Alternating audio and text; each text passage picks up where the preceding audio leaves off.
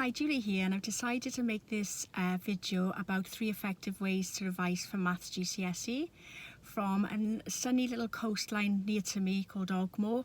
There's a beautiful day, so I'll jump in the car and then I'll combine work with pleasure. So here I am now making this video for you.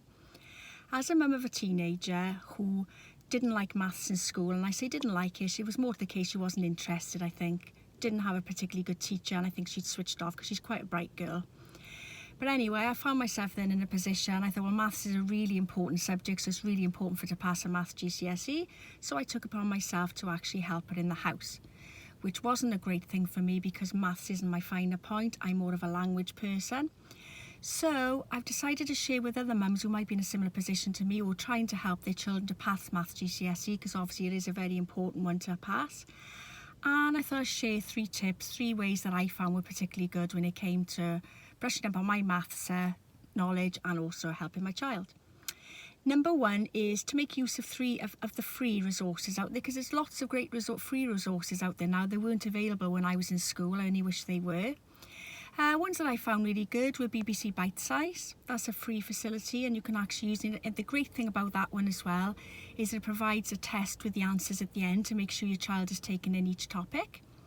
They also have paid apps on there they advertise, like Revision Buddy, that you can actually, at the time of actually making this video, I think that's cost $2.99 a year. Didn't actually use that one particularly myself, but judging by the reviews, a lot of parents are actually saying that's a really good app.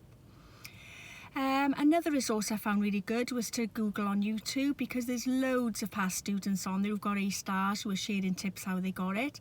And there's also tutorials if there's any particular area of maths you or your child is struggling with, and that's really helpful, especially if you've got your child is like mine, more of a visual learner.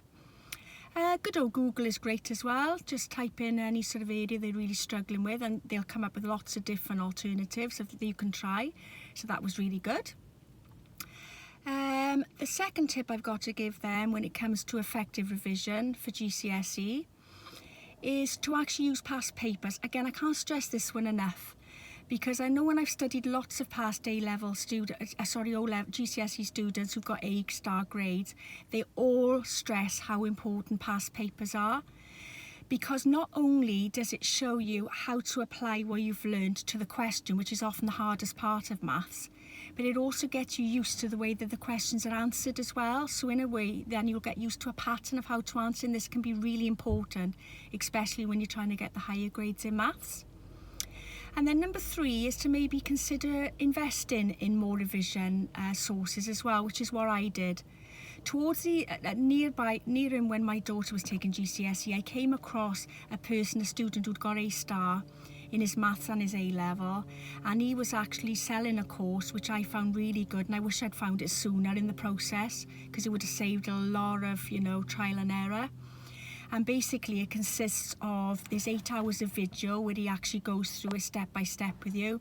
There's lots of past papers, questions where he actually goes through with you.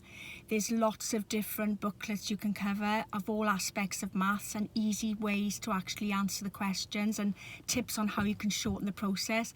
And he also shows you how to focus on the 20% that gives you the 80% of your results, because a lot of students are practicing on the old-fashioned methods, such as going through textbooks and then spending hours just going through questions, whereas he shows you how focusing on just 20% of it first will then free up a lot of your time, because then you'll only be focusing on the areas your child needs to focus on with their maths GCSE revision, rather than actually doing the whole thing beginning to end.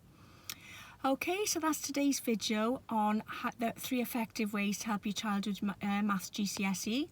If you found this of use, please can you pop a thumbs up for me, because not only does it let me know that what I'm sharing is useful, but it also helps me to rank in Google, meaning that I can share my message with more parents out there who are helping their children with maths GCSE. And also I'll put a link to other blogs that I've written on this topic.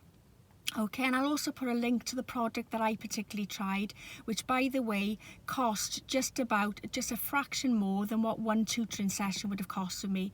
So just the 8 hours of tutorial videos you have in itself has more than paid for itself, and that's not including all the other hours and hours of revision techniques that are included in the course. So I'll also pop a link to that as well. Need to make clear though, for transparency, that if you click on the link, there is a chance I might get paid a small commission for you clicking on the link if you purchase the product, but it won't cost you any more for the product. It'll still cost you the very low price that it costs. It's just the product owner, if there are any eligible commissions, he will actually pay me direct, so it won't affect what you pay at all. Okay, so again, please pop a like if you've actually enjoyed what I've shared, and again, I'll put some links to some other resources I think you might find useful. Okay, bye for now.